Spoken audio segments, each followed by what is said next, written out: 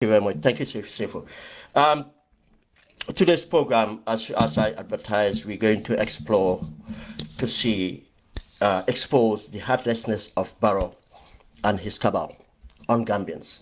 And in doing this, we are going to cite current issues to give examples of why do we have situations as they are. Showing that Barrow lacks the empathy. He's so much self-centered, corrupt, lack the empathy for Gambians. That's why he doesn't decide or do things that benefit us. He will sacrifice the entire interest of the Gambia for his own immediate interest. And people around him are like that as well. That's why Barrow is satisfied with them around him. That's all they after. They know the facts. They know that they are living within the Gambia or wherever they are. They know that Gambians are suffering. They know that the country is not going forward. They know these facts. It's not that they don't know. Because I always give an example. None of these people, be ministers, be advisors, be whatever supporter of Barrow, would appoint Barrow as a CEO of if they had a company. None of them would. And that's a simple test for Gambians to do. Ask them if would they employ Barrow as the CEO of a company today if they had a company. They'll tell you no. Now, if Barrow is not fit to be the CEO of a company, why do we think that Barrow will be fit to be the leader of the Gambia?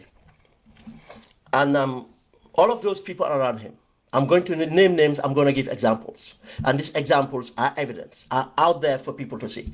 I think at times we need to do this for our people to comprehend. It's not that our people are stupid or anything, but at times we take things for granted because we know we expect other people to know, or we understand we expect other people to understand. If that was the case, we would not need to have a conversation. We just go by and do what we do. But if we have the conversation, or if we have the audacity to sit here, we believe that we might understand something a little bit better than someone else, or we want to create a conversation that will allow other people to educate us. Because of the little we have, we expect by engaging other people, we get educated as well. And by getting educated, this exchange, other people are learning through the process too. This is why we're doing it. In order not only to point out our problems, our challenges. Technically, I can say every Gambian would know. It will come to the nitty-gritties of survival. Every person wants best for themselves. Every person wants certain things easy. Now, if someone is suffering and decided to support this government, someone is suffering and decided to support these people, then you have to question, did they really understand the cause of their suffering? That's where I want to reach. Do they really understand the cause of their suffering? Because I can tell you that would be the start of people taking actions that will remedy the situation, if they really understand the cause of their suffering. Because on the other spectrum, what we have? The so-called landed, educated people that will do anything, that will look for leverage anyway to get on the bandwagon in order to get on the gravy train and enjoy. Because they know that where they were, they are suffering. They were there, they could not get what they aspired for, or whatever it is. Now, the only way to do this would be to get on the gravy train and stay there and do anything possible. You have this Modu Sabalis, you have the Dr. Cisses, you have them a lot. Because yesterday they were on this height. They know the reason they were on that side. They said everything right. They know everything, what all the problems were. But when they went there as this all going to work within government, no, they did not go there to tell the truth. They did not go up and join Barrow to tell him the truth. Oh, no, they in fact went to entrench this corruption. Now these are the people denying the corruption which is happening in the country. These are the people denying every other thing that they have acknowledged. These are the people standing there, Dr. Cisse, standing there to protect, to say that Barrow is the most knowledgeable person ever. Why? You ask yourself, why are they doing this? Because for them, that's the easiest option, to join and do anything and entrench them. These are the various variables we have. Now, in order to change this, we are having a conversation, and we have to have this conversation to, to try to diffuse and the conversation to inform people, to understand the challenges, to understand the problems, and prescribe alternatives that would give them hope, knowing that change can happen. Not only change can happen, but their life could be changed because of their available resources. There are other things. We sat on environment that we can do stuff and others and everything. We could share this thing evenly, and Gambians can live better, and so on and so forth. That's what the politics is about. It's about educating and engaging to make them understand the strategy applied by governments and government for that matter. In doing what? To divide us in order to control us. Divide us according to tribal lines, divide us according to regional lines, divide us according to religious or faith. And for them, that's the only way they will say, oh, let's rather have them. Let's rather have Barrow than any other group or party. Or other people say, oh, it's impossible to take out Barrow. We'll rather just go and wait for Allah to do it for us, for somebody else to do it for us. This is what they do. That's how they want us to live. That's why we have to engage and put it out there and evidence. And what gave us hope is we know that people are listening. And who are those people listening? The affected people are listening, and the perpetrators are listening. We get feedbacks. We know their reaction because they are our family. They try to reach out to us in many ways. They try to censor us. They will try to do many things. But the reason they will fail is because we know ourselves. When they come, negative does not affect us. We keep on pushing. We are resilient because we believe in what we do. We know ourselves, we believe on what we do, and we believe we are doing it for the greater good. Then they cannot derail us. They cannot, because we understand how we do things. They cannot distract us, and they cannot censor us, because they have nothing that we want personally for ourselves. What they have, we want, is that good governance for all of us. That's why we are powerful, and that's why we are certain of the outcome. Conventional wisdom tells us that the truth shall prevail. And it's a matter of time, and we pray for that day to come. It was uncertainty, Jammeh's time. People thought it will never happen. People even doubted that elections would take Jammeh out. But until we came and do the right thing that we needed to do, Jammeh went out through elections. But not only election took Jammeh out, it was the people's mandate, the people's power. People determined that he have to go. If it was only elections, Jammeh would have stayed. And don't tell me, I'm not saying that we don't appreciate the intervention of ECOMOG, but I'll tell you, without the Gambian people, even ECOMOG would not have looked at where we are, because our problem is not unique, was not unique at that time, but they haven't intervened in those countries to remove the dictators. And we lived with the dictator for 22 good years. Don't tell us that ECOWAS realized that, oh, it was time now for them to do it. No, it's because of Gambians have lifted it to the level that without their intervention, they will be shamed. Without their intervention, they will be exposed, and their good hands were forced to act, and that's why they acted. Why am I saying this? It's not lack of appreciation for ECOWAS or ECOMOG or in a nutshell, certainty in facsimile. It's about to recognize our strength. Know that we can do it. Population on Earth, or on this globe, on Earth, population in sub-Saharan Africa, Gambia is not lacking in intellectuality. No, Gambian is not lacking in decency, decent people or whatever. Because often we will go to say that, oh, us Gambians, we are hypocrite. Us Gambians, we are this, with all the negative connotations and terms. I keep on saying it's not true. It's the same Gambian that stood up and removed Jammeh. But it's again, it happened in every other country. And if you want to celebrate, and rightly so, the pride in Senegal, Gambia did it before them. And remember, the reason Senegal had to do it because of they went into the deep end. They went into the deep end. Then there's a process in everything. That's why they did it. Where were all those decent people, where all those good people in Senegal when Macky Sall did what he did, or the government acted the way they did?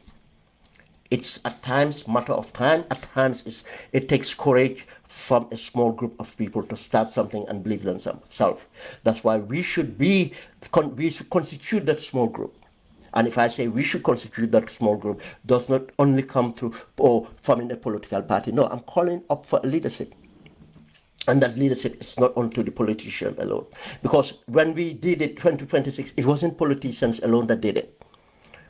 But leadership came in different sectors, and leadership sprung up at different times. You see, this is what happened in the process of change. You started, you roll the wheel, and gradually uphill, it becomes daunting.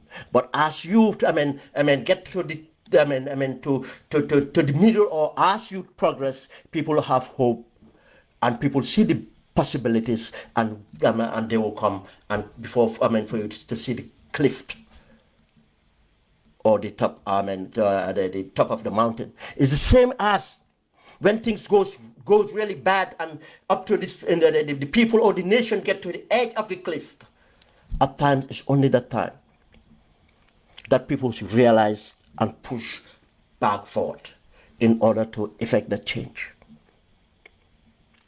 But we should not wait for that to happen. Wise people don't do that. We learn from our mistakes. We learn from which would have been due to our weaknesses. We learn from our strength, and our strength is that unity. The unity, the diversity of our people, that strength of coming together and doing things.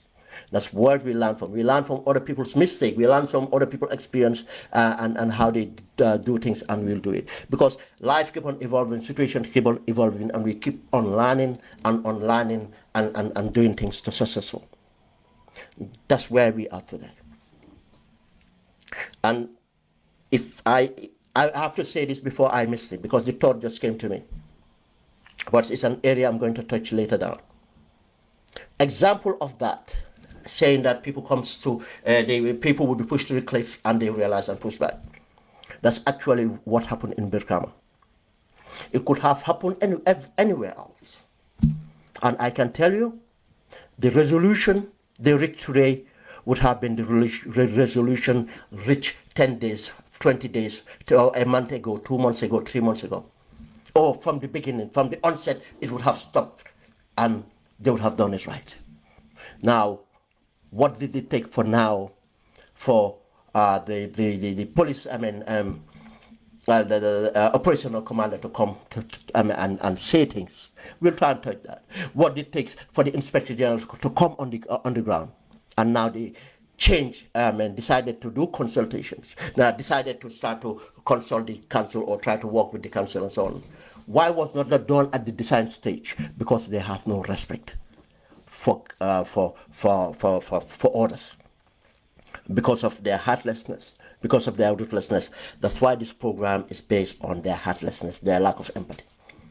And to move on Barrow and his cabal, as I said, I'm going to put evidence out there. And you know the beauty of the engagement and discussion now, everything is recorded, everything is captured, live, and as they say, the revolution was televised.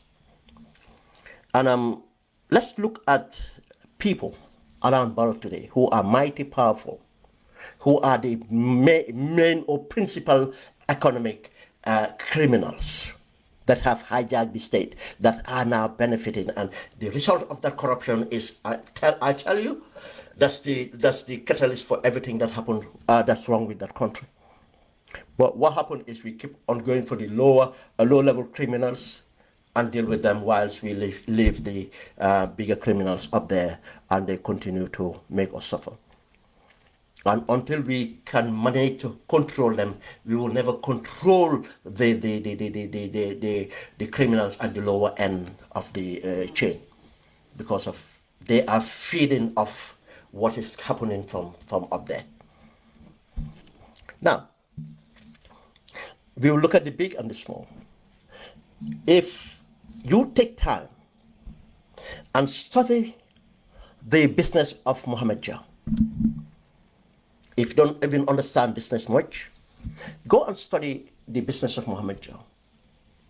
You might not have the right figures or anything, but if you look at the expanse of Mohammed Jah from 2017 to date, and you look at the stuff that Mohammed Jah have introduced or get into business of within this period, understand how much wealth he have accumulated because of his relationship with Barrow, or his relationship with the regime, and based on corruption.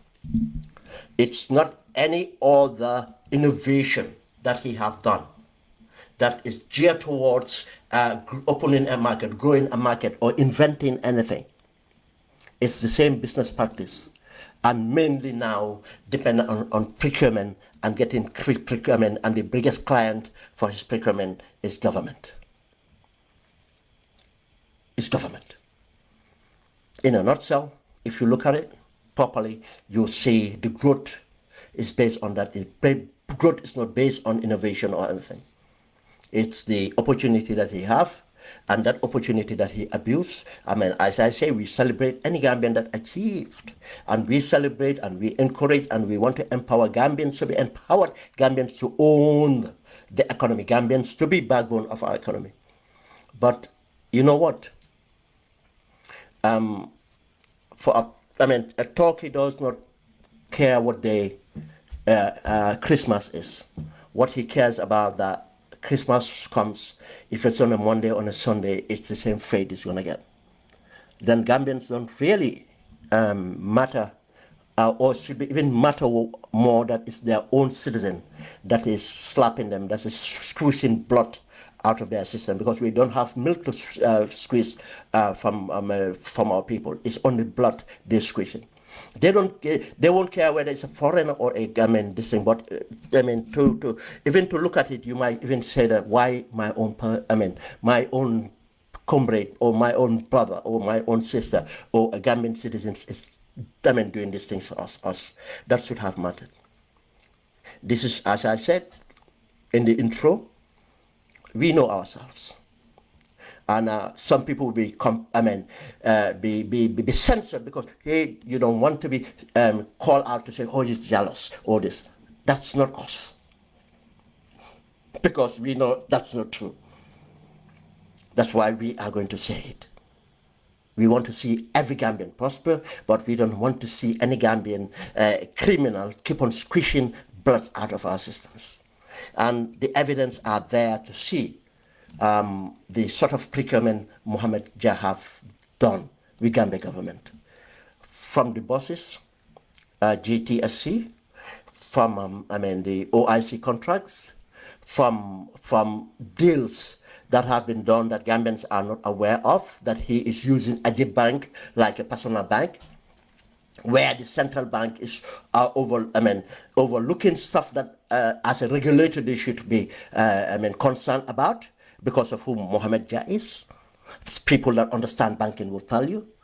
The exposure of Ajib on Mohammed Jah as a person, or Q Group as an entity. You have to go deep in that to find out also some of the other transactions that government does using this thing Ajib in order to do their fraudulent doings. As I explained the other time, how they walk around to sell, to in fact deny the owners of the land that the Banyan Brulis was sitting on, and to ensure that Mohammed Jah was, the person who would buy it at a cheaper rate, because of the government refused to facilitate the change of use license to the previous owners, but the minute Mohammed Jah bought it, they serve him the change of use, because with the change of use, the original owners could have made more money out of the transaction, but they don't. Just to give you pointers, and we don't want to take time. People can Google these things and see their own facts if they don't know. If you look at someone like Ahmadiyya of Jah, go and look at the business practice of Ahmadiyya, 2017. This type of petrol station he used to build or have. The size of his plantation or anything he owned, go and look at, what it was. But from 2017 to now, from everything that he involved in Barrow, enable it to quadruple, to what it is today. It's a fact. And I can tell you this. The first act is, in 2018, the First Lady sat as a board member. When I posted it on Facebook, someone said, oh, she is a citizen. Yeah, I think people need to understand conflict of interest. And we have to be critical and ask this question: why wouldn't Ahmadiyya need the First Lady to sit on a board? Ahmadiyya would not have done that if the First Lady wasn't a First Lady. Ahmadiyya would not have done that in 2016, would not have done that 2015, 2014. Why do you think he's doing it now? It's not her education, not her experience, not any qualification that is relevant to that job. Now, giving it to the First Ladies are two things for buying into influence. But I can tell you the most troubling thing is the possibility, let me say this, the possibility of of what have been reported in many quarters, that Barrow bought shares in Jah. And this was 2018-2019. Do you know what happened in 2018-2019, where Barrow would have taken that money to buy the shares? If Gambians remember, the Jani Commission took shares that were owned by Mohamed Bazi from Gum Petroleum. And those shares were, handed to government as a way of punishing Mohamed Bazi, or trying to recover what Mohamed Bazi has taken from us, took from us. And, bro, my life, okay, yeah, because of what Mohamed Bazi took from us. These shares, the then chairman of Gum Petroleum, Mohamed Manjang, wanted those shares to be sold to Social Security. Social Security was liquid. They have the money. And this was a safe investment, and again, it will empower. It's like government holding to their assets. Or to give priority to Port Authority or other entities that are Gambian to buy the shares. What Barrow did was, I keep forgetting to check this name because I was so familiar with the company. I think it's Star Oil, but they have another name called, company. But the company is a Mauritanian, Senegalese, because the family is a mixture of Senegalese and Mauritanian. And the family surname is Barrow, but they are not related to Barrow. And these people, obviously, it's been reported again, an allegation that Barrow had shares in them. Then that's how he sold the government shares and probably protected certain shares, and those shares are kind of something done, covered by these people. And or from the kickbacks from those shares that he insisted, and any day we have the proper mechanism for access to information, will demand the disclosure of these contracts, how it was sold, who it's sold for, and so on and so on. How did they get the decision to be done there? There's a directive from President's office. Living witnesses are here for the shares to be sold to this company. Not even the shares were put out there and let Gambians come and compete or whatever, to maximize their profit. This is at the same time, the timeline that Jar Oil started to be more liquid and access to funds to expansion. Let me leave that one from there on, and we see where it is now, the past years. Apart from that, tell me where, if you understand business, Gambian, if you take loans from Gambian banks, you are not going to grow fast. The only time you grow fast is get money from somewhere else, but not from our banks. And Jar Oil one day will have to tell us where he got that money to get to where he is. Ababakar Jawara, another phenomenon. Ababakar Jawara 2017 was broke. Before 2017, he was just a hustler. He hustled Yaya Jammeh, gave Yaya Jammeh two old vehicles, and later they are not even in use. He went and got a land and everything else for a so-called tomato factory. No, it's a rebottling plant. He could not lift it. The Chinese he wanted to get involved in did not take the bait. But 2017, Barrow had to appoint him as a consulate or something represented in Guangzhou in China. Well, by that time he was in China before the elections. He was in China doing trading. Go and ask. They don't own companies in China. He was a hustler. He was running down. And he hustled Barrow when Barrow was elected. He never campaigned for Barrow. His family or people never campaigned for Barrow. When Barrow was elected, he went there and for the charm offences and convinced Barrow. Barrow gave him this consulship, and he used the consulship and started to get a Chinese company or Chinese investors to come in, and he fell out with them again. Where is it? Go and see the state of the so-called tomato plant.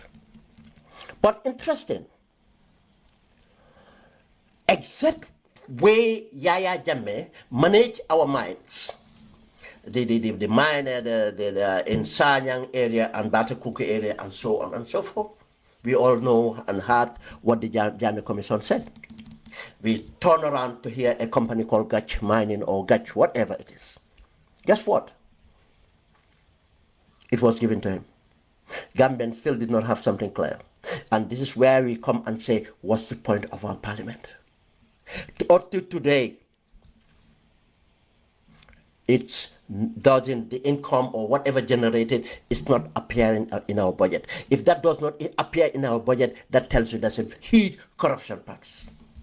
We don't know how much is lifted, how much containers are lifted, what is lifted, and so on and so forth. Then where is the money going to? Where? Fertilizer, procurement of fertilizer. Made a deal with Ababakar Jawara, and they did deals on that and other things and so on. Once you give them such assets, the money starts flowing. And now they give him contracts for building roads or whatever it is, whether he have expertise or not, or he's going to subcontract it or not, because of facilitate this cabal who have no sympathy on Gambians. And it's sad that Gambians will celebrate him when he takes change from that loot and start building police station, building mosque, taking people to Hajj, or Spain influencers, or doing this or doing that. Gambians will celebrate. And don't question how much of our money he have. I will never celebrate a thief, and he's a thief. Where's our money? It's not appearing in our budget.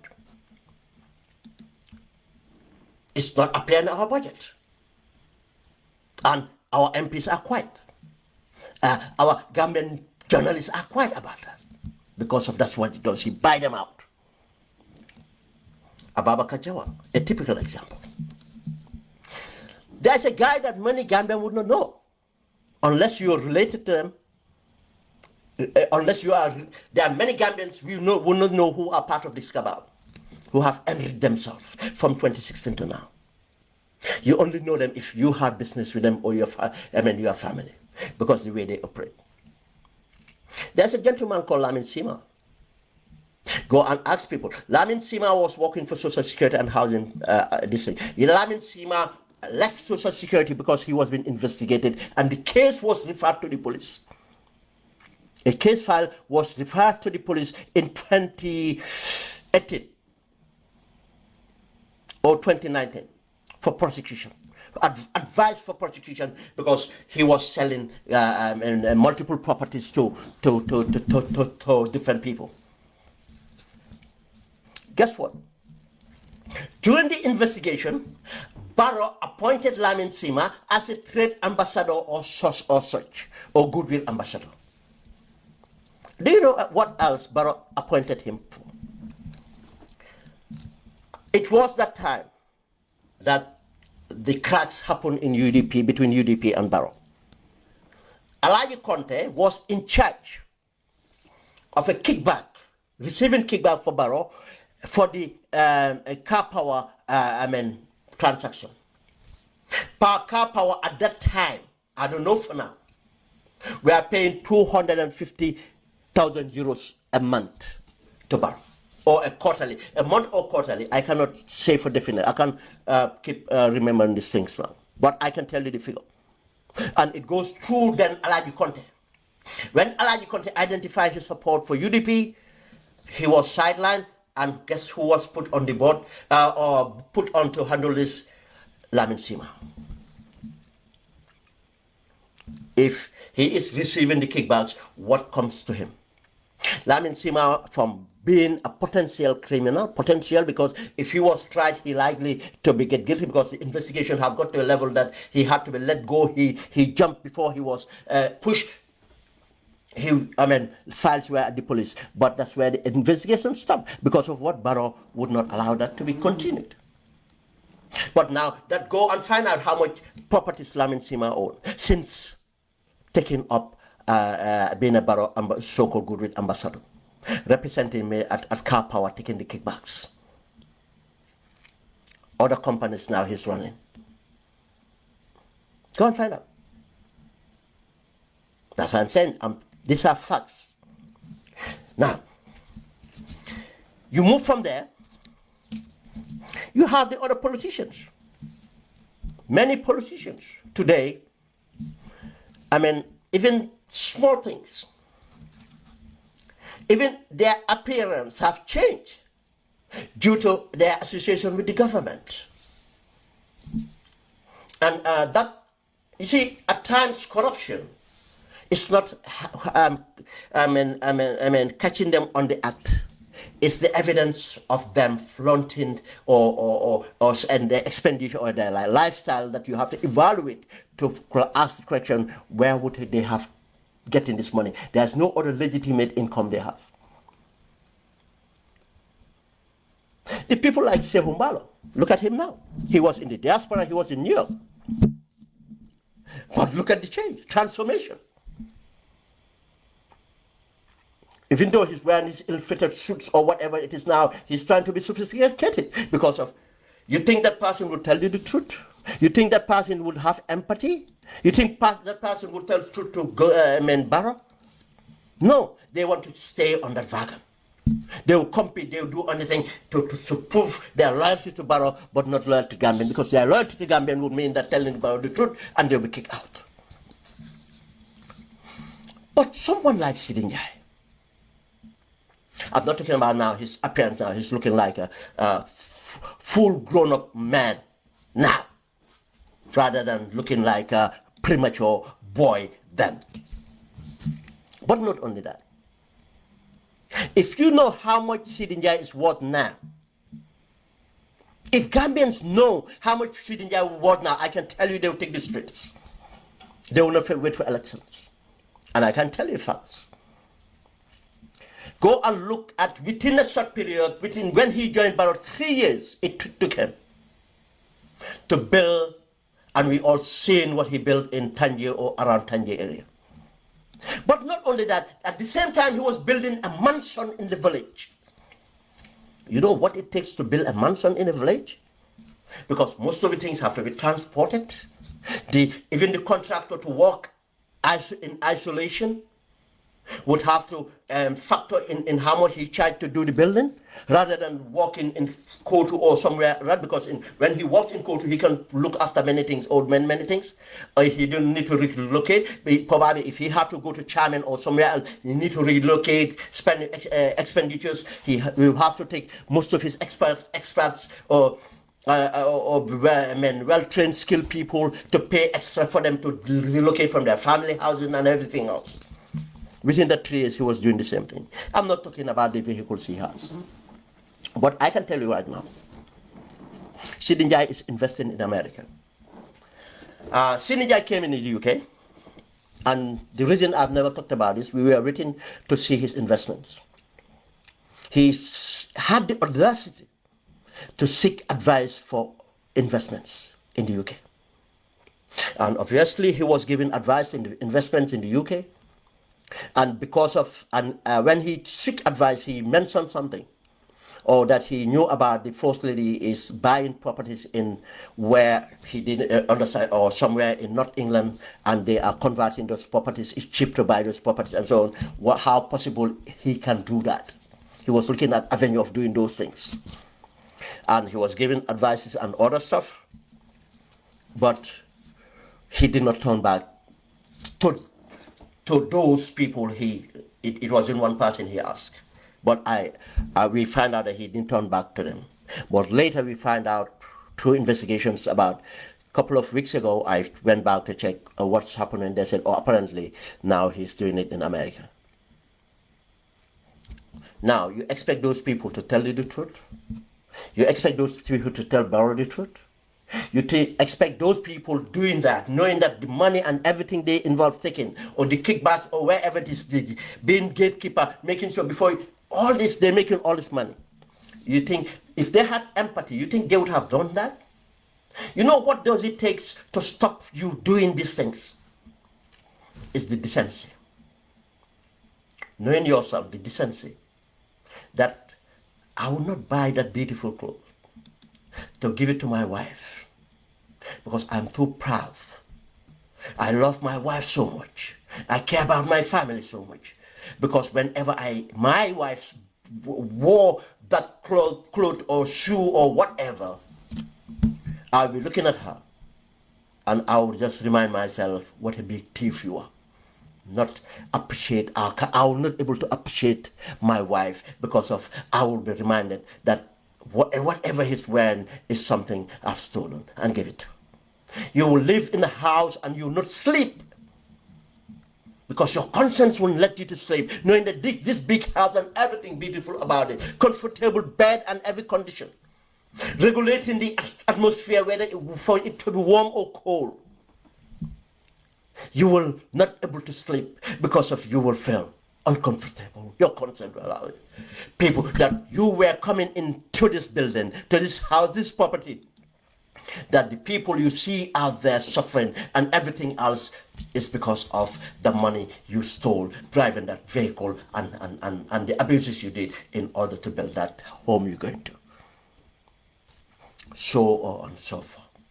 What you don't provide, that food that you want to you provide because of you stealing it, you abusing things and stuff like that. You said, no, my family are too precious to be fed blood.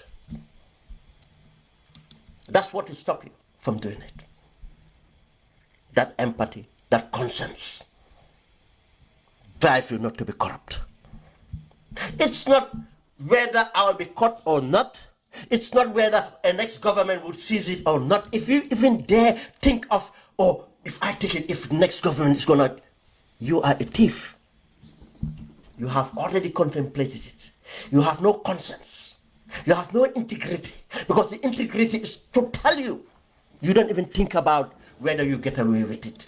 You don't think about how can I arrange it so that I may be caught. If I can do that, then I can. Or if I keep on praising the president, if I keep on defending the president, I will not be punished. I'm not talking about the afterlife. To make it for simple for probably people that don't have faith, I'm just rationalizing it and saying that as a human nature, what we should, or subscribe to different faith. These are basic principles, integrity that would make you not do this. A honest person would not be like these people.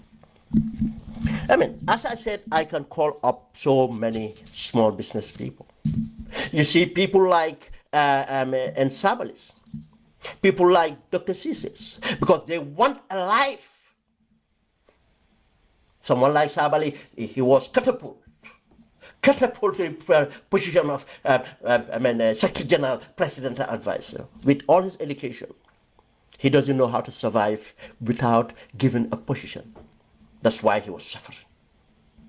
That's why he have done everything to get to that being catapult there. But Yahya Jammeh have identified the narcissist in Sabali, just as the narcissist in him. That's why he made Sabali to fall on his own sword, telling him to insult his own people. And he did it. Show you what a narcissist he is. That's why when I saw people celebrate him, I said, I don't know where you guys look at. Or people try to give him excuse. And when he flipped again, people are surprised. Why are you surprised? If a person show you who he is, accept him for who he is. If a person tell you who he is, you don't just take it. See and be that person. Then what is here? The person show you who he is. He went back to the opposition UDP because Barrow would not have him. Then he have no leverage. And people around Barrow, Mambo Njai for that matter, he was his arch rival or arch enemy, in fact, you can say. Because he was one of the cause that Mambo Njai fell out with Barrow, Jammeh. That's why he could not get closer to Barrow. These are the reasons. And because of the other reasons that people in the Jammeh Commission dislike him, they punish him more than he deserves to be punished. Yes, we have to recognize that. But that should not have stopped him because he have never been a dignified person. When he wallowed around the opposition, he have to rely on his own compatriots to feed him. Feed his family, take care of his family. And recently, when the OIC debacle happened, one of those people was Lamin Sane, I know. And what Barrow did, make sure Sabali came to attack Lamin Sane. People that don't know. Those people, you think they will tell you the truth? Those are the people around, you think they have empathy? They're heartless. They'll do anything. If you dare stand and insult your entire tribe, entire people for that matter, it's not even insult to a tribe. If anyone stand up to insult any tribe in the Gambia, you have insult the entirety of our nation, our people. That's how it should be gauged. Tells you that he can kill for anything to be comfortable. I can go on and go on to explain this. So many technocrats. But do you know something about this? I don't like talking about religion or the afterlife. And I'm not going to name those people. But people that know. So many people, you'll be surprised, many people today who have served, I'm not saying who served Jammeh and others, in Barrow's government, they have started paying for it. With all this loot, they cannot even feed themselves. They are suffering. I'm not, gloating on it or anything, but just to give you an example, but they will never learn. So many technocrats on Padems and others. If I tell Gambia that Tangara is one of the richest Gambians, they will not understand it. But try and access the vouchers and see how much is paid to Tangara on Padem. I hear someone telling me the other day or asking, I heard Dr. Cisse saying that Gambian ministers are the poorest paid ministers, which is not true. Because of what we do in the Gambia, just as we did for the MPs and we did for some of these technocrats, is the looting is structured and legalized. I believe in people paid for the value of work they do, for their experience, their education, their expertise, so that they can deliver what we expect them to deliver. People have to be paid their worth. But what they do is, and those people should take responsibility and give back to society as they should. What they do is, for example, something that we have seen the evidence, Dr. Jang will be paid $14,000 a month. That is his gross salary. But Dr. Jang is paid $100 and something thousand as different form of allowances, structured as different form of allowances, because Dr. Jang would not pay a penny in the $100 and something thousand. The 14,000 will be taxed, and he'll be paying about $2,000 a month. Because he's been paid 14,000, some supervisors are paid 8,000. They are paying nearly the same amount that he does because of the tax allowance. Everybody start to be taxed after the tax allowance. If the tax allowance is 8,000 for everybody, that everybody hold on to the 8,000, then the rest of the money you earn on top of the 8,000 is taxed. That's how tax are deducted. Now this is what they do to show you how heartless they are. They structure it that way. But not only that, they abuse the systems. They steal from us in many ways. They steal our fuel vouchers. Go and look at what Watson Gambia have published. The poorer alone. I don't have the figures. Someone who I have the figures here. How much poorer is spending monthly on fuel? Where are you traveling to? From living within the combo. None of them travel from the provinces. They live within the combo, travel from your workplace to your office, and from your workplace to a meeting. How many meetings do you attend a day, or a month, or a week? How can you justify that amount of money on fuel vouchers? It's theft. It's theft, because some of them will sell the fuel vouchers, some of them will gift it in exchange with to their girlfriends and other things and others. And the government will never look at way to regulate these things, and because they are all in it. Just as the Padem government will never find a way to control this, because it's another way of legitimizing it. Because of the lack of accountability, many people that want to be ministers, they are there because of that. They can have that much. They can have kickbacks. They can steal from the petrol. They can steal from Padem and others, or other ways of doing it. Then Dr. Ismail Assise cannot insult our collective intelligence to say we are the lowest paid, because the only reason he went to Barrow because he's going to make far more than being a lecturer. And in other countries, yes, if people are numerated properly, they are held to account and they deliver. And if those people, in fact, most of those people, if they don't do that job, they even get paid better. And like, tell me in the cabinet, how many people would get far more than what they get if they were not working for government? If they were not in cabinet, tell me who among them would be within the Gambia and earn far more than that? Or outside the Gambia? And if I said, someone can say, oh, in America I get $500,000. Look, relative to your cost, what cost? These are the realities of this thing. But just to explain the technocrats, and most of them, there's even no point to name them, will be here forever. And then show you the other point. Just as I said, the way it's structured. That's why you see all these allowances and everything being pumped in. Clothing allowance, professional, everything else they do. And this is the same thing that happened in the army. Generally, soldiers are not well paid. They are not well cared for. They are not catered for. But go and look at the top echelon of the army. How numerated they are. Go and look at the top echelon of the police and other access they have to abuse the system and other things. Go and find out Momar Cham. The corruption that Momar Cham is involved in the OIC contracts. When the engineering squadron of the army was contracted to dig the canals, or the gutters we call them, what happened to that money? That's another program for itself. But he will not be held accountable, because he protested his loyalty to Barrow. He was put there by Barrow from a rank of a captain to a general. It's only in the Gambia. A captain, after 20 years of inactive service, then you are appointed a general. It's only in the Gambia that will happen. Only in the Gambia. And you expect those people to tell you the truth. You expect those people will not abuse for Barrow. Go and look at how wealthy the former IGP was. Go and find out how wealthy he is. Actually, not was. He's still around. May he live long. As an IGP.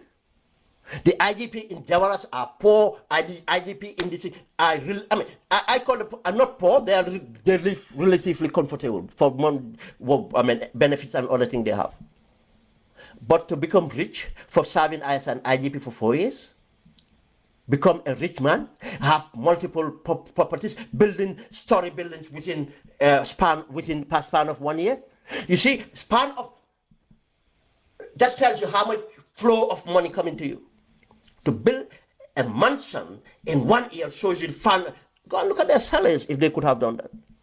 You go and see the responsibility they have. Go and see the lifestyle they have. Go and see how much it costs them to educate their kids in the Gambia. In private school. All their kids are in private school.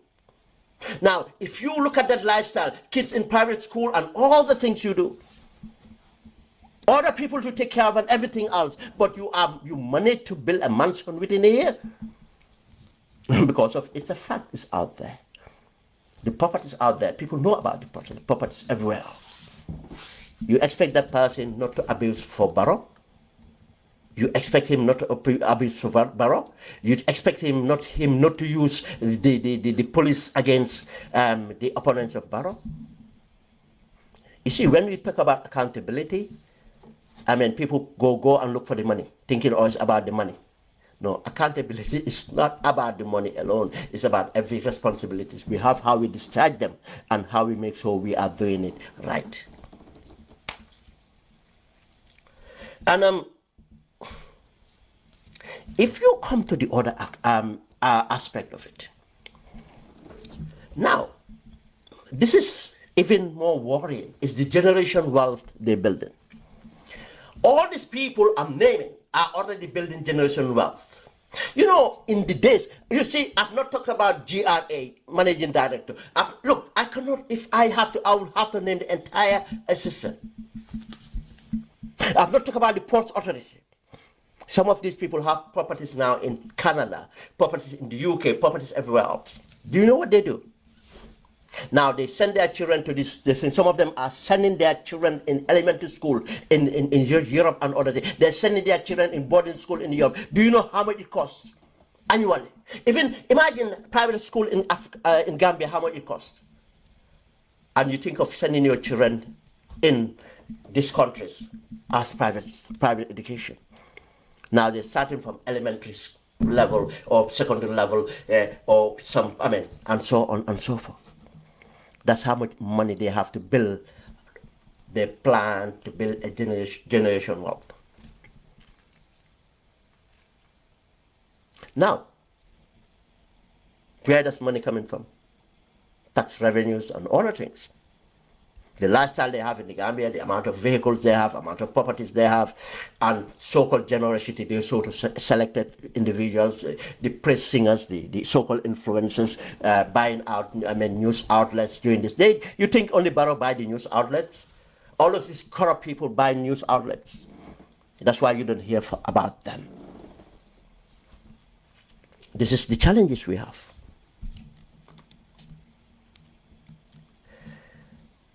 The families now, not only that, now the jobs they create for them. They give them all this, and now they create jobs or businesses. Give you an example. But I'll come to Barrow. Let's go for Barrow's family. And I'm going to his family, it's not personal. They are using our money. The current IGP is Barrow brother-in-law. He only became Barrow brother-in-law when Barrow became president. He married Barrow's sister, blood sister, who was a vendor selling stuff, this thing, and just became relevant vendor in Barrow's time. And they got part of the COVID funds and everything else. He married Alimatu, I think it's Alimatu, Barrow, Sulayman or whatever it is. Now they are building a guest house or what we call for Airbnb and others. She can become a millionaire. The IGP blood brother, it's something to, it's the director of operations at Gam Petroleum. At Gam Petroleum. And all these people never, he was in Germany, he have never done anything of this sort. Now he's the director of operations, Gam Petroleum. Because technically now Barrow is controlling, he owns Gam Petroleum. He's doing exactly what the Ajami did with Gam Petroleum. I'm telling you, all these people were either renting, they never have big jobs or anything, or relevant qualifications to occupy this place. It's not as, oh, they are citizens too, they can be given jobs. No. Give them job fairly, something that they can unfairly. Barrow's two nephews,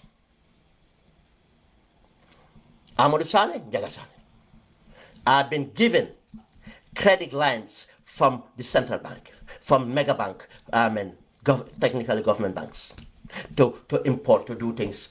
They were living with their parents in rented, local settlements. Rented, not even a self-contained, among populated this thing in Barclays.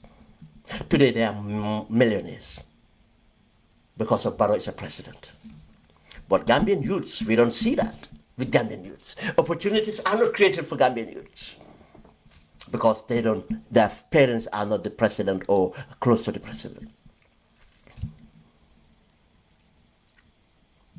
At Gam Petroleum, so many of Barrow's, I think about 6, I counted the last time, that was about over a year ago, niece and nephews.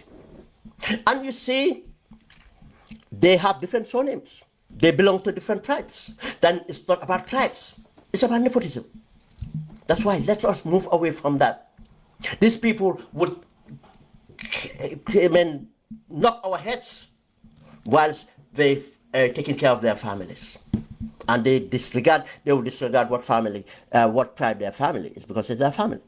Then when they sell us tribe, it's just to knock our heads. Gam Petroleum there. Bully Barrow was a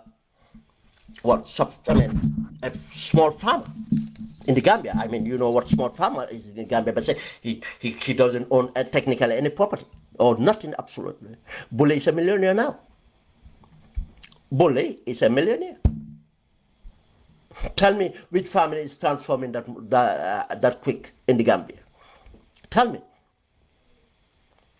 It goes on that way. I can go on and go on. Barrow's niece is Rohi John Manjang, the Minister for Environment. Do you know why Minister of Environment? It's a very lucrative position because of any demarcation that is of significant nature. Projects or anything would have to be approved by the Minister of Environment. You know how many kickbacks go into there? Hotels, projects, any kind of thing. But there's another aspect, a new, what we call the green industry. Climate change, because it's environment climate change. You hear whenever there's a summit, they do the pledge, or we're going to give for most affected, and Gambia become part of that because of the where Banyan sits and how climate change have affected us and so on and so on. There are millions coming through. He have to put someone like Rohi John Manjang. He doesn't have what it takes. He's not that experienced, not that educated, and doesn't deserve it. There are so many deserving Gambians.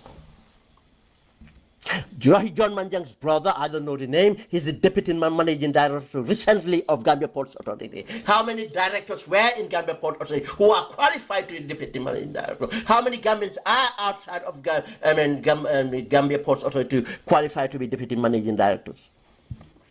He was speak, not the relevant education, not the experience or anything. If Barrow was not the president, he would not have been deputy managing director. If Barrow was not the president, the niece would not have been the Minister of Environment, Climate Change. Barrow's first cousin, Salum Malang also is the managing director of Social Security Housing Finance Corporation. Go and look at the blank sheet of, since he took over, go and look at the blank sheets of social security. Go and see the growth savings and other things, portfolios, and go and see how much he accumulated. Go and see his loan. I'm going to publish that. How much loan he's taken within a short period. I mean, being vehicles, being property loans. Go and see how much property is owned. If the brother was not the president, the cousin was not the president, he would not have been a managing director. This is the fact. Now, Gambia, why do we fight among ourselves when these people look after themselves? You don't see them fighting.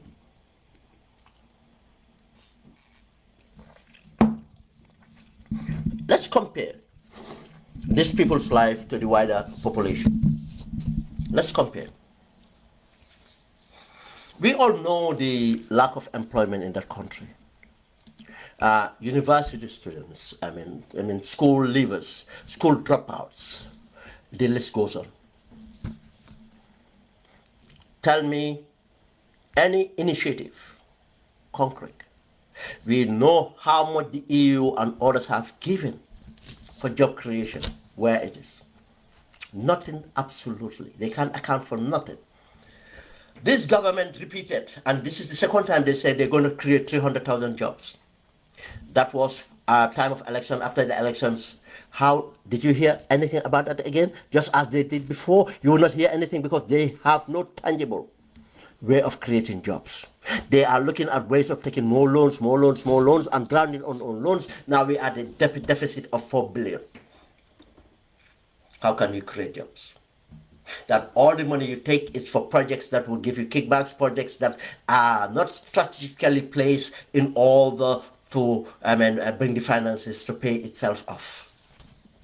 We have to raise taxes again. You raise taxes again among the people, what happened? You stop the economy from growing because the consumers will be hit, inflation goes up. The only thing that growths are guaranteed are diaspora remittance. And in fact, because of the laziness, because of the lack not wanting to recognize and empower resources that is 100% win-win situation, there's no development partner better than the Gambian diaspora.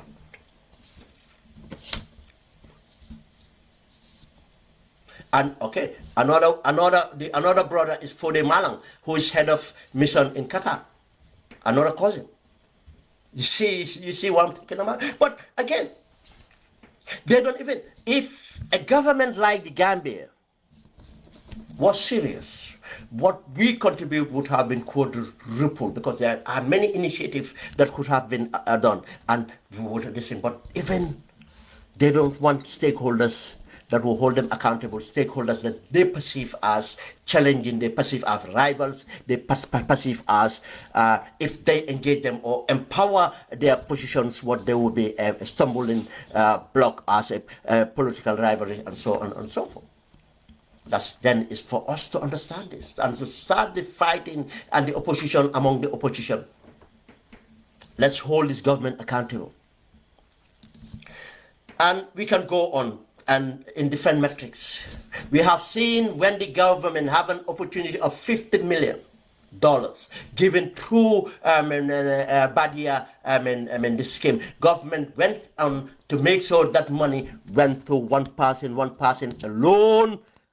Barrow's patron, Ahmadiyya, Jah Oil. Because of what? Barrow have shares in Jah Oil. That's the only reason. They try to say that Jah Oil is the only person competent to pay back the loan. It's not true. Why the loan was not structured? I have made a program here to explain how it could have been structured in various areas in the agricultural sector: horticulture, poultry, grains, grains, part of rice and other things, and the animal husbandry, fisheries, and go on and develop a value chain in all these industries. We could have gone to women, youths, partnered with the diaspora diaspora partnered with Gambian retired from the international that come with capital to try to get into agriculture and other things and others. The already existing people with track record, the marrow farms, the orders and so many others I don't even know. In many all areas. That would have been the best thing, but no, they don't want that. They want to keep us poor. They want people to be poor. They want so that they can give them back of rice time of elections. But let me bring up another one clear evidence we witnessed from yesterday. Operation Clean the Nation, or if you clean the road, or clean the cluster, or whatever you call it. Then I'll come to Barrow last. Now, when we started, it was kind of conflicted in certain sense. Some of us that have looked at it holistically, comprehensively, looked at everything and said, we support the idea of doing it, but they are doing it wrong in a bad way. No, it's wrong. Others said, no, they have to do it. It's a difficult choice, but they have to do it. People are doing this, doing that.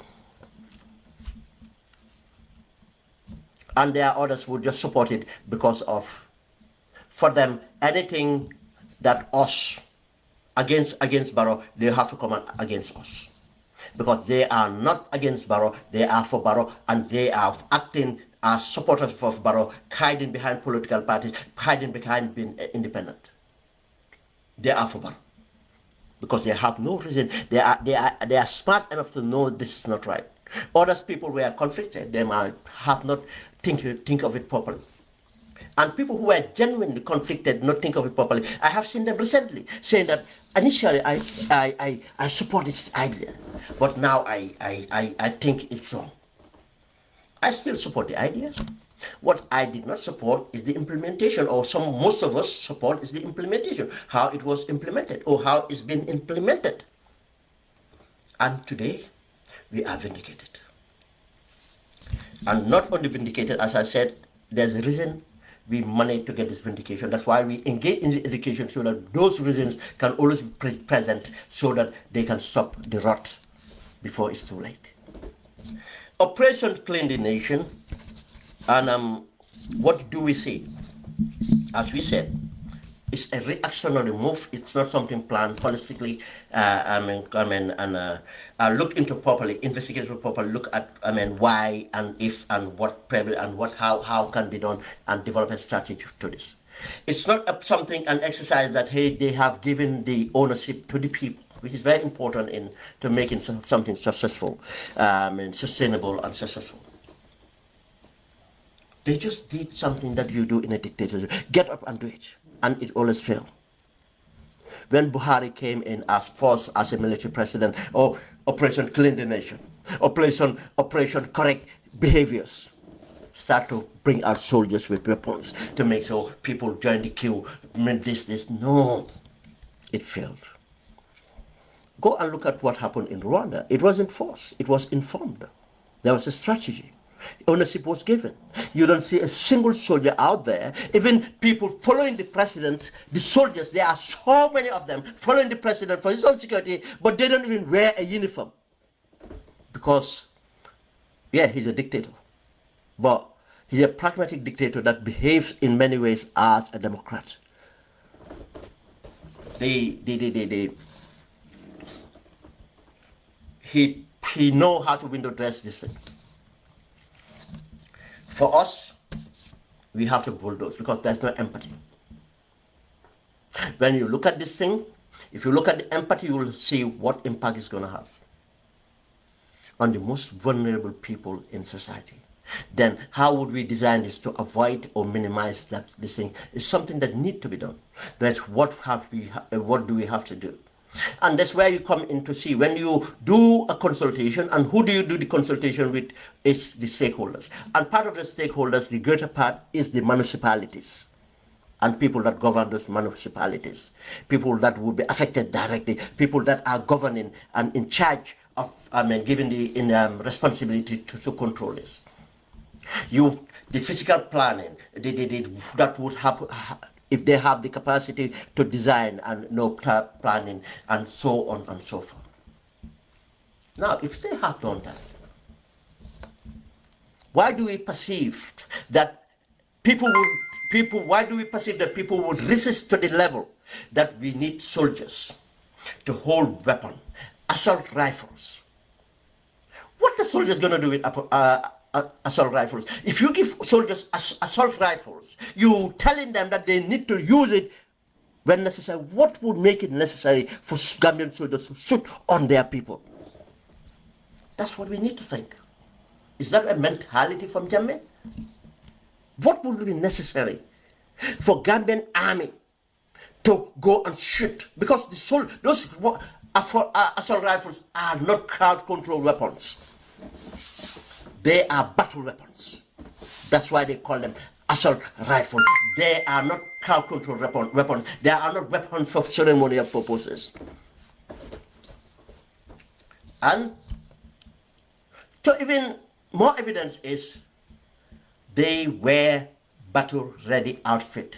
They wear a helmet. A helmet they wear. Why do you need to wear that helmet? Because you will expecting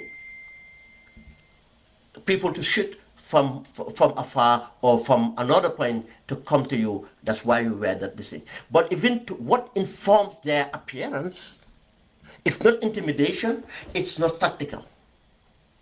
The only tactical thing is to intimidate the Gambian people, poor people. I'm emphasizing on poor people, and I'll explain.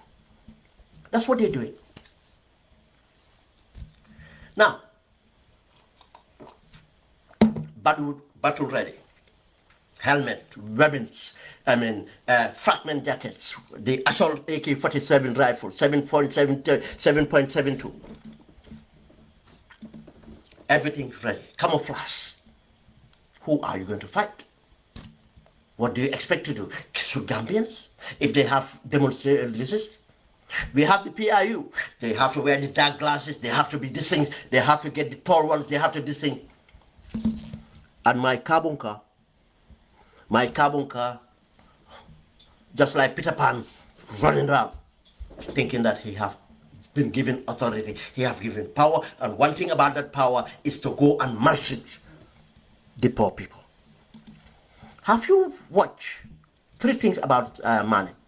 When he went to Fajara, the way he was talking to people around Fajara, the educated or the upper class or whatever you call them, or ever describe them, the temperament was different, the approach was different. But wherever he goes to a stall or anything else, you see this thing, he just give them command rudely, aggressively, and anything, and he doesn't listen, and move it, do it, break it, and that guy come up, without protection. Everything about this is wrong.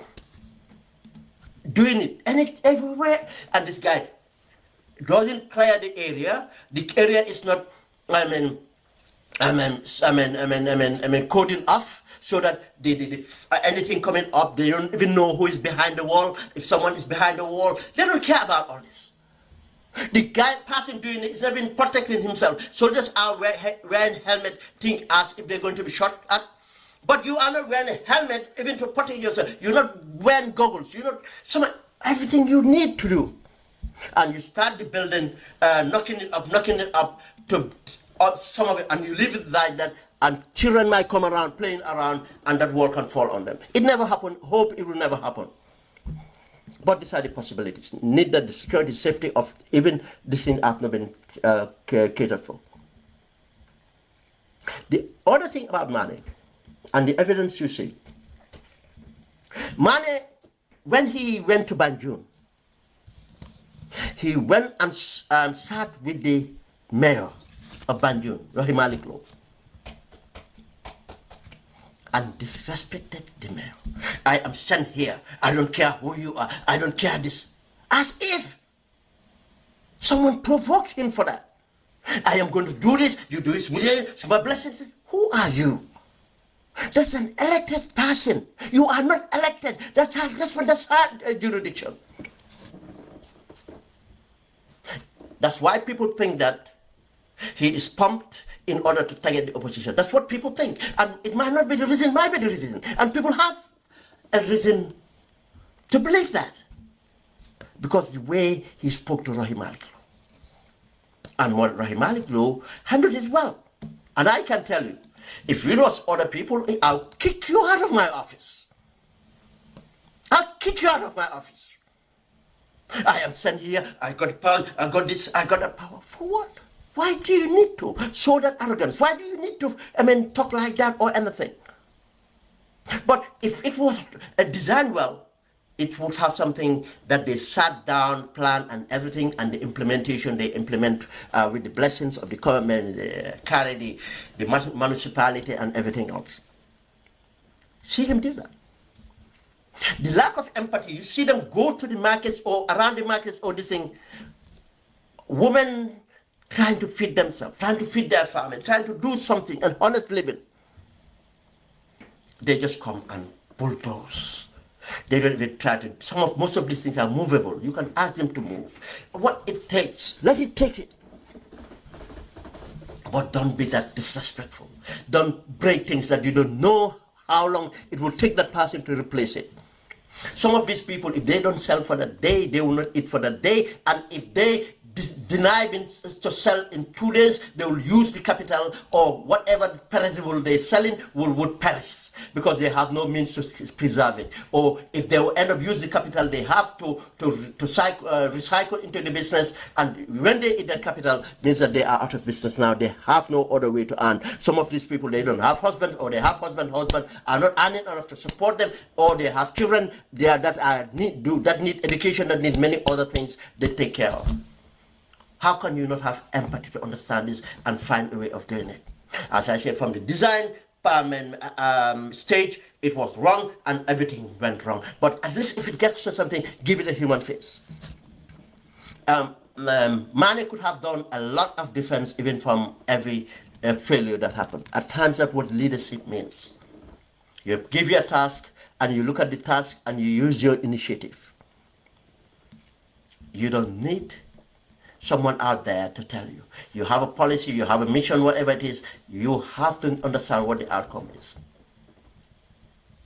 That's what a human being should be. I can tell you that when I come across these videos, I will leave it pass. Because in the minute it starts, I know my emotions just get off the roof. They're seeing how women cry out, people cry out and everything. And he's been doing it everywhere else, getting away with it.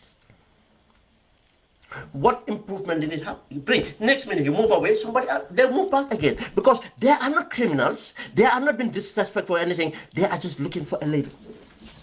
That's why I said if it was designed, worked well, then they would have looked at alternatives and plans of doing things and so on.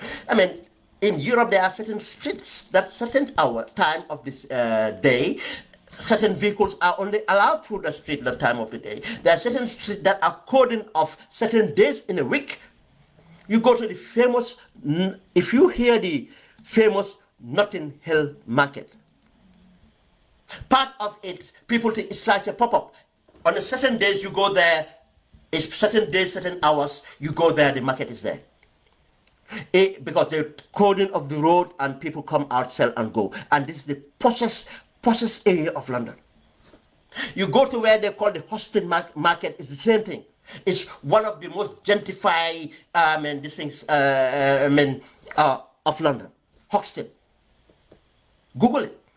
Google Hoxton Market. Google this thing and look at, if you see the market in play, in life, you think it's a permanent this thing. No. Certain days, probably Monday, Tuesday, Friday, or whatever it is, they will look at it, agree with it, this is what's going to happen.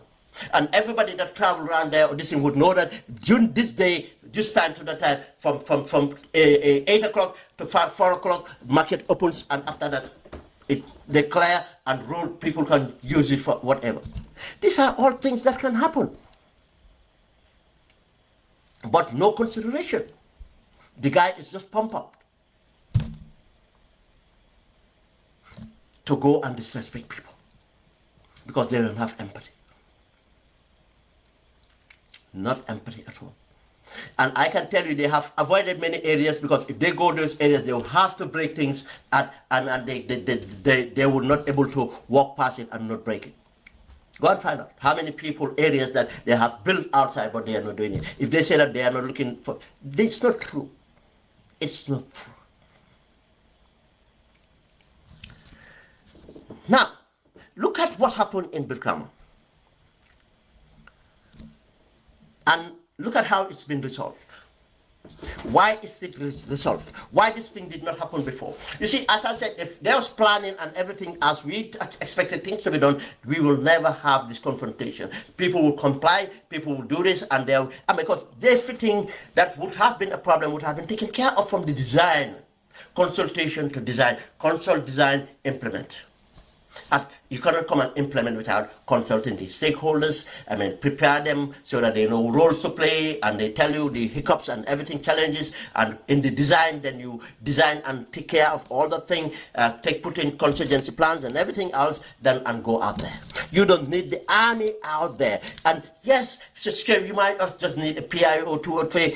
And yes, if you think that our society is that bad, do that. But I don't think we reach to where we need an army, full battle dress ready, AK-40 walking in the streets of Gambia to protect who? Now, what happened? Days before, we had Youngs Dabo, the chairman of Birkama Area Council, said, no, we are going to resist this. You don't come into our markets just to bulldoze us on this. Tells you that there's nothing, a working relationship between these people. If there was, Youngs would not have come and said that. Now, at this time of the year, everybody know about one terror.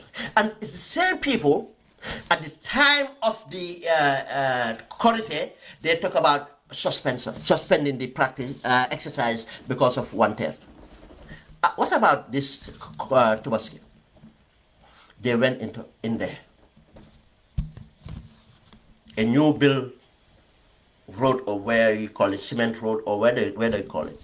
Young people, women, and everything else, standing or practicing business.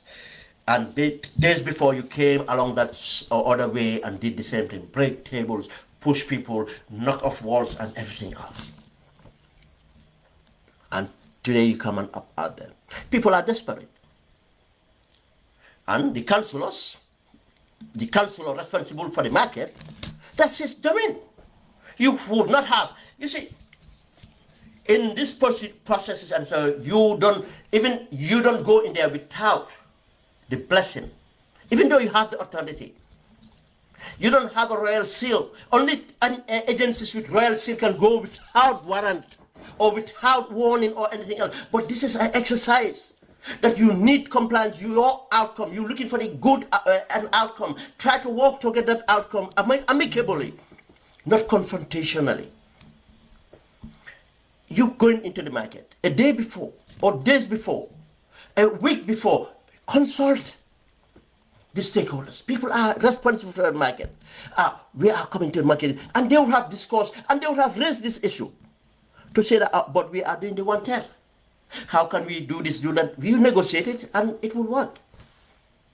As I did, there are temporal things you allow, there are certain things you do for permanent outcome, and so on and so forth. But no, they came in and start to push.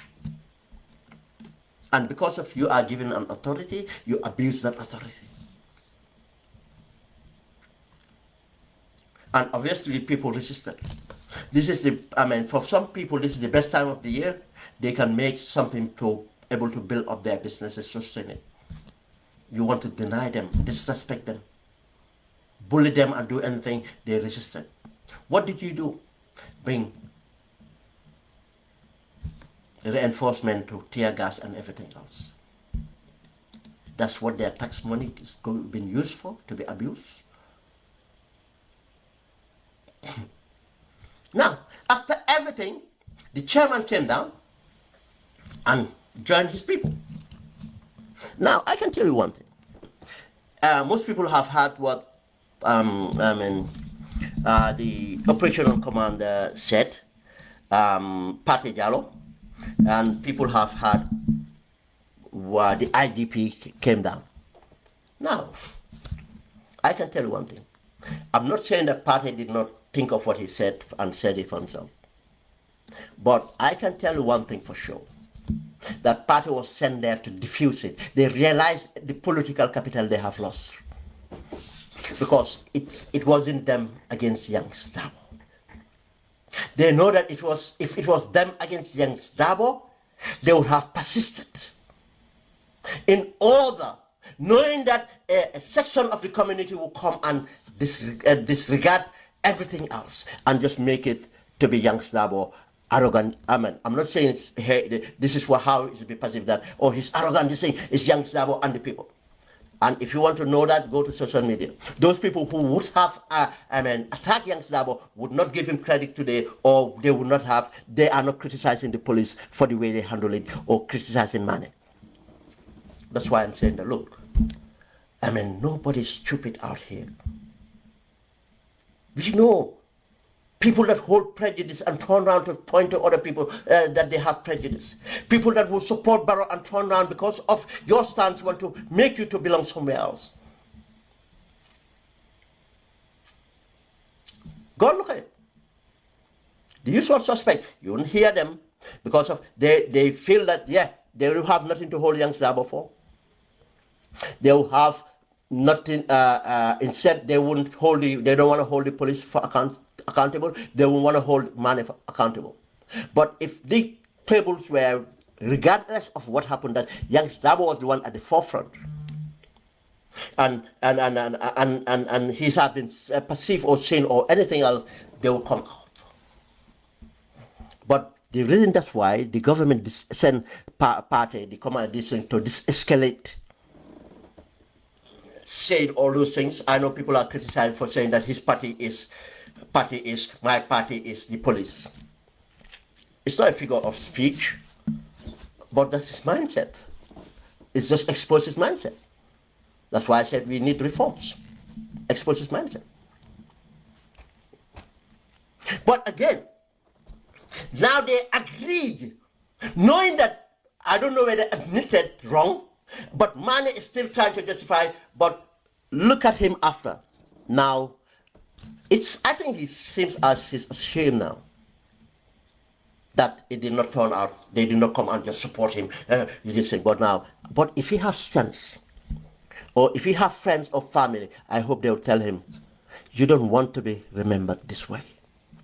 You are not doing your job. You are abusing Gambians. Your job can be achieved and celebrated without doing that. Don't, because of some non-entities, some prejudiced people are clapping for you. Don't take that as something commendable. You have to respect the people. And people have seen the way you acted against the mayor, Baf Banjun, this disrespect and everything says a lot about you. People have seen the way you acted against the hospital, Edward Francis Moore Hospital, officers. People have seen the way you selectively behave towards people, educated people, other people, these things, the way you talk to them, or or influence people in society. And now you go around there to bully and to attack, disrespect and everything. That's who you saw him to be. And people will accept you for that. And don't take these praises and whatever it is and get into your head. You are Gambian. We are Gambians. We are people. Respect us. We're paying for your service. You are doing work for us. Then we support you to do the work. As I said, I am in support of organizing and everything else, but we have to plan comprehensively to do it. But again, I said they clamp down because of now they're losing political capital because of who are the people they're attacking. I can tell you most of them must have voted for Barrow. Most of them must have voted for CDCC. Not the youngest, I can tell you that. But they have seen that this might be a political capital for Youngs. Youngs will milk it. Let's de-escalate. They come to their senses that they should have done, knowing that it's one thing or whatever these things. And do it. But now, what do they have? They claim that, okay, we're doing temporary, this. That's what you have done, should have done. Now it's moved. But you not enough, you see the IGP on the ground with all that pump and this thing. For what? To reinforce that this escalation. That's why we should read into it that because of the people stood their ground, they have achieved something. It tells you this: if you can win the small fights, and this is what it takes to do, and the big fights could be won. And every other thing, Gambia, if they know that you are ready to stand, they are politicians. That's the only language they will understand. Just furthermore, I'm taking longer than planned. But let me give you another example. Just a quick one. Barrow, I'm going to concentrate on Barrow. And this is something, another official records that Barrow have manipulated. And if I tell you manipulated, because I've tried and diffused. Gambians remember Barrow declined his assets in 2021 for the elections. We tried to find, I said we, I've contacted many people, but I contacted someone, I can name his name, Mustafa Swandi Dabo, someone who can get things like this. We try to find out what Barrow have declared 2026. We know it's not much. We still want to find out to contrast between 2026, what Barrow had, before 2026, what Barrow had, and after 2026, what Barrow had, what he have declared. We want to have that. But why? Because we want to show you how heartless Barrow is. Because that's the topic. And he doesn't care. And to do that, we want to prove this. And yes, we didn't have that decision, but I can tell you and give you reasons as evidence of what had happened. Now, when Barrow came before 2016, Barrow became a candidate. Look, it's not, yeah, take it as, I mean, if you want me to say I'm discriminating or whatever it is. But I know that's not what I'm doing. The appearance of Barrow tell you who he is, but not only that. People know him, know that he was struggling. The appearance of his wives tell you he was struggling. None of his children were in private schools. Today they're in international schools, abroad, international schools in Gambia. We're paying for it and everything else.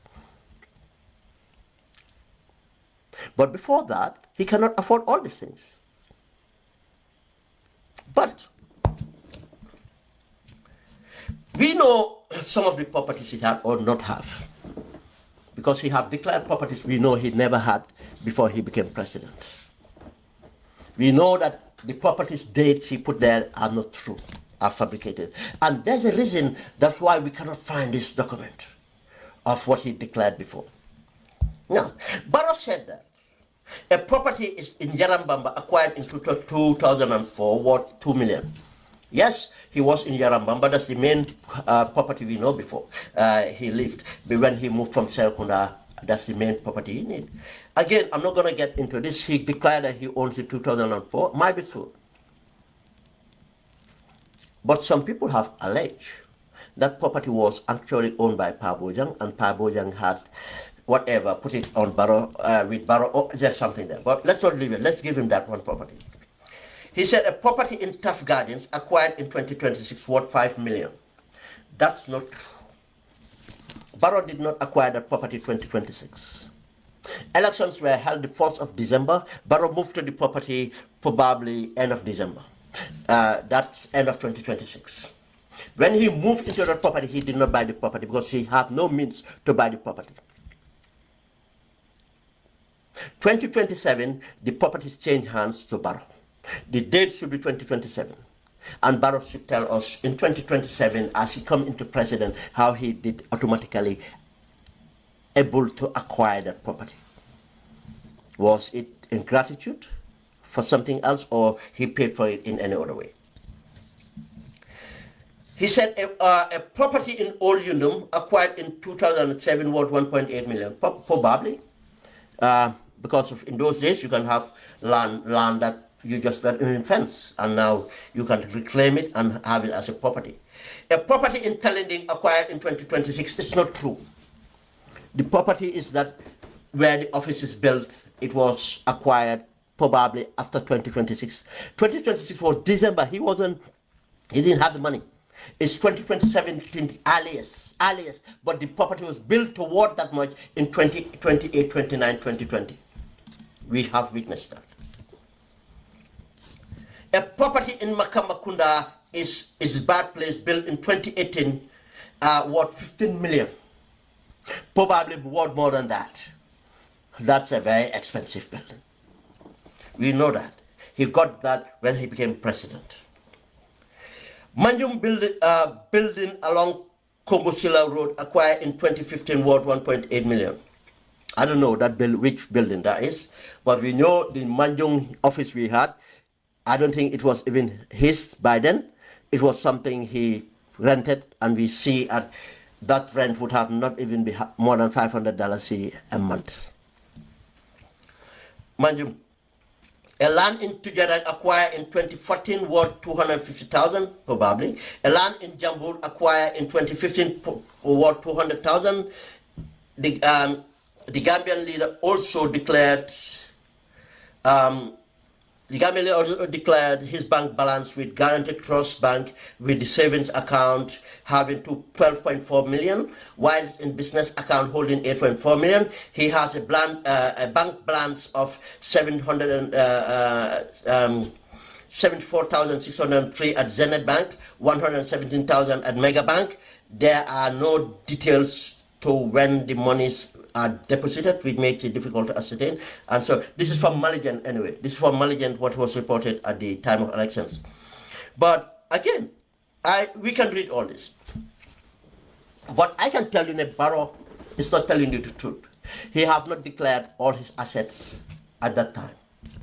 He got an asset in Bakau, opposite the Bakau Primary School. He have built a story building and shops and everything in there.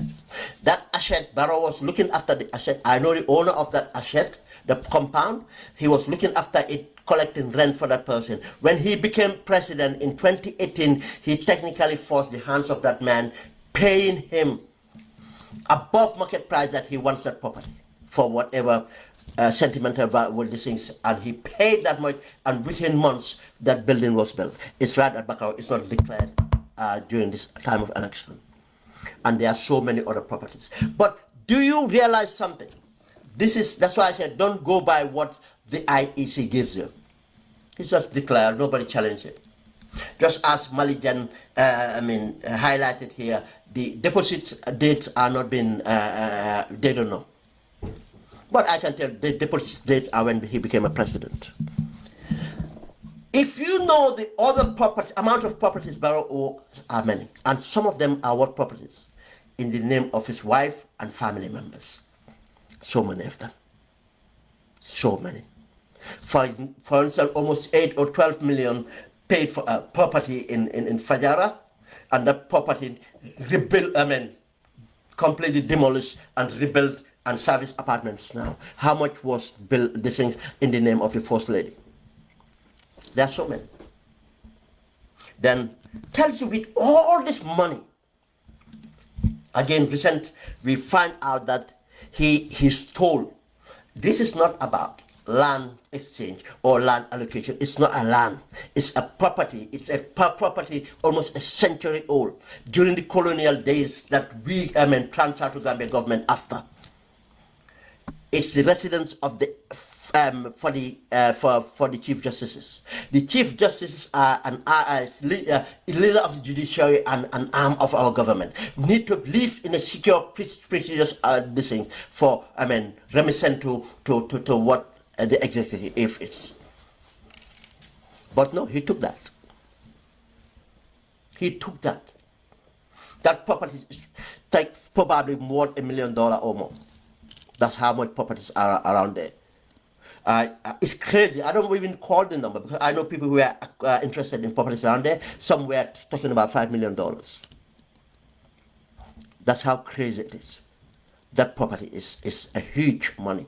Now, if he get that property, that's Gambia is giving him that much After all this money, assets he accumulated one way or the other is because of we are overpaying him. We are taking care of everything that needed taking care of him, but he's still greedy. He wants to take a government property. That tells you they're heartless. Another evidence. And I can tell you there are so many demarcations done in the tourism and other areas. He will not tell you that it's he did not declare that, but he still wants us to do it. And go and read again. As Mahdi Jobati said, let me look at this. I'll just do that quickly. I think I'll need to be going out soon. Let me read this. Mahdi Jobati posted today. Mahdi. What I'm going to read is what Mahdi have put here regarding the ex-president's bill.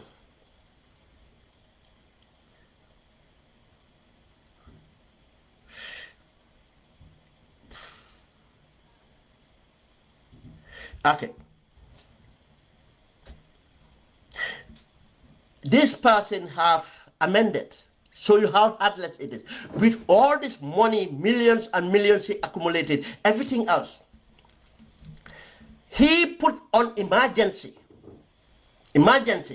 for the bill to go through. He amended the bill, amended the law that have guaranteed for ex-president Jawara have enjoyed. It's not enough for him. With all the money he took from us, he wanted more, and this is what is in the new law. That's what he's entitled to. According to the act, a former president enjoyed a lifetime monthly pension of 80% of the monthly salary of a serving president. Now, if Barrow is earning 255,000 a month, that 80% of that Barrow will gonna earn for the rest of his life, or if it is increased, if that money is increased, Barrow is going to earn 80% of that. That is to guarantee that he is earning a way. No, it's just crazy. He doesn't care. Now again, a former president also enjoyed a gratitude amount of 12 months of his monthly salary.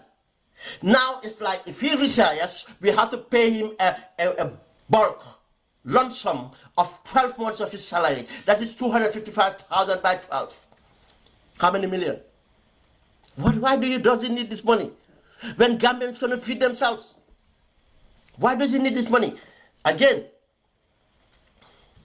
in addition, a former president enjoyed a fully furnished residence equipped with utility and other facilities for his comfort. Or if the former president decided to live in his own residence, the government maintained that residence with all facilities in place, such as telephone, internet, etc. That's why Barrow wants to build a retirement home, so that we'll be in charge of maintaining a retirement home. Do you know, if he builds a 2 million property, how much it costs us to maintain that, the maids and everything else?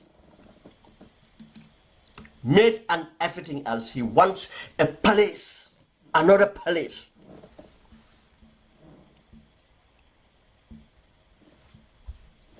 Let's go on.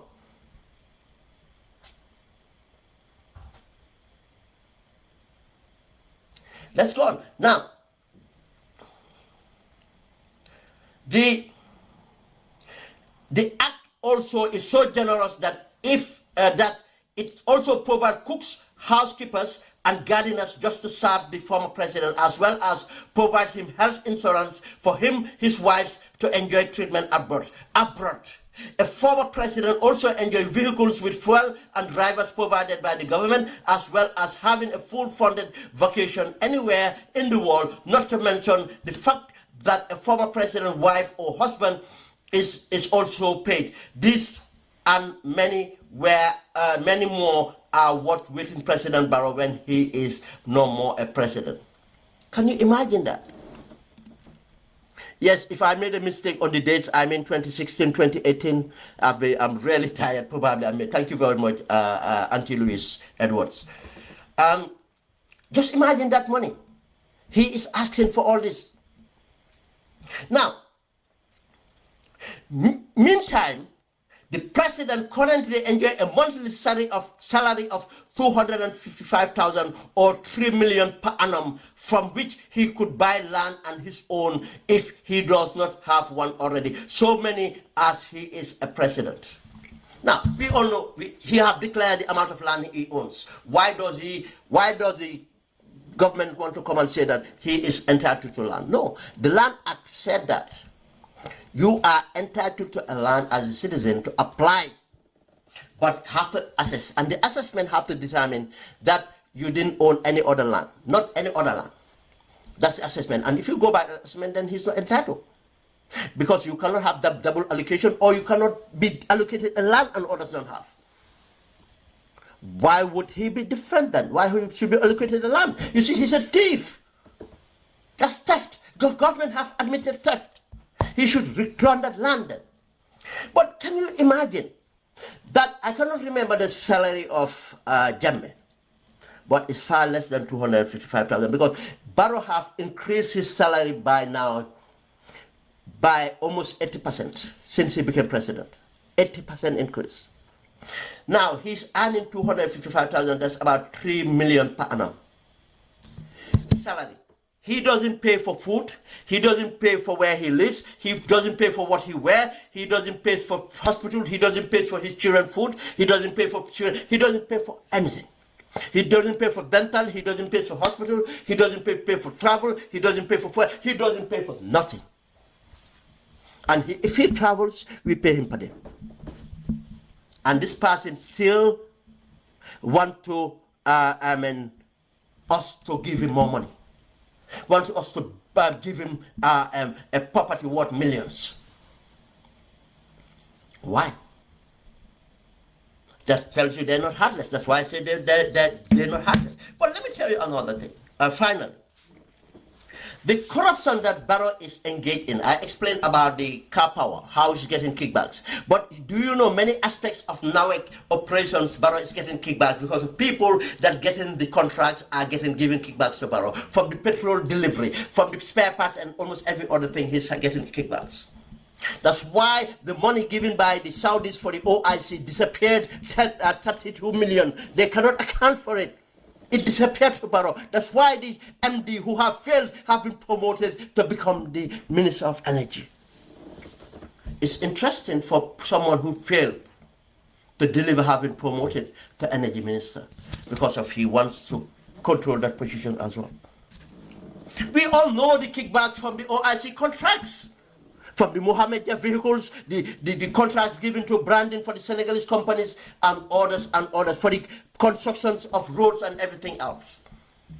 He has all that, but he wants more. Now, finally, let me put something in perspective.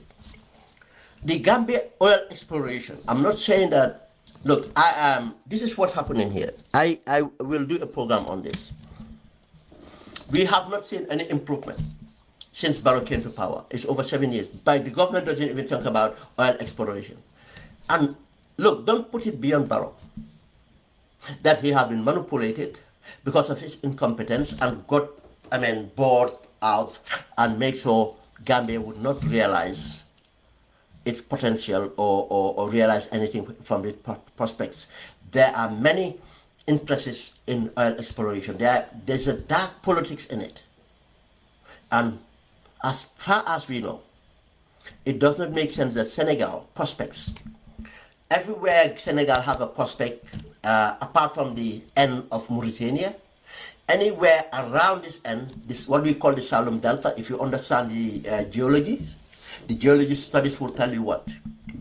That there are potentials. And those potentials now, we have seen it proven from Sangomar. The Sangomar is, project for Senegal is source is the Salum Delta, and we share boundary. Literally, we are adjacent to that, but they are drilling. We saying that we don't have anything. If you go to the north or north part, I think that's because look, because we're not educated much on it, we even forgetting. There are some more whatever this is. Those prospects down to we have share Senegal's potentials and They're realizing something. We have one. We don't know anything about it. You come down to the south, to Casamance end, Senegal, are realizing we are not realizing anything. How can that happen? Not one, not two, but three different locations. Senegal adjacent. Their wells or prospects are adjacent to us. They are realizing not us. Not only that, onshore, the areas that are disputed along the Casamance region, there are potentials of certain minerals. Because if you look at, okay, you see the sense here, the geological surveys and studies will show you. Around Kartong, around Sanyang and others, the sand mining, what is mining there, the ilmenite or you call it whatever it is the same. You go further down to Casamance, they're doing the same thing. Because it's the same area. And the boundaries are demarcated by colonials. But the environment is the same. It's the same air that flows. It's the same rain that drops and everything else. The only difference is the vegetation maintained in Casamance and the vegetation within the Gambia been exploited. That's the difference. If you have anything in your soil in this part of Gambia, should have it in the part of South Senegal. And this is what is happening. Why are we not realizing our prospects? Probably. I'm not saying it's for certain. That's why we need that education. The government, what is government hiding? Why are they not telling us what is happening? Probably Barrow is hijacked. He's been baffled by the Senegalese government, but baffled by certain mafias, oil, this thing, Far Oil and others. But that's a separate program we're going to do again. Guys, I'm so tired. I think I'm coming down with a sore throat. But what I want to say is, I don't have time to sum up this. But again, as I said at the beginning, if you didn't listen to the beginning, I mean, just do that. That will summarize it for you. But we need to educate our people in order to get out of this. We need to educate our people in order to get out of this. Thank you very much and have a good evening. I'm so tired now. Thank you.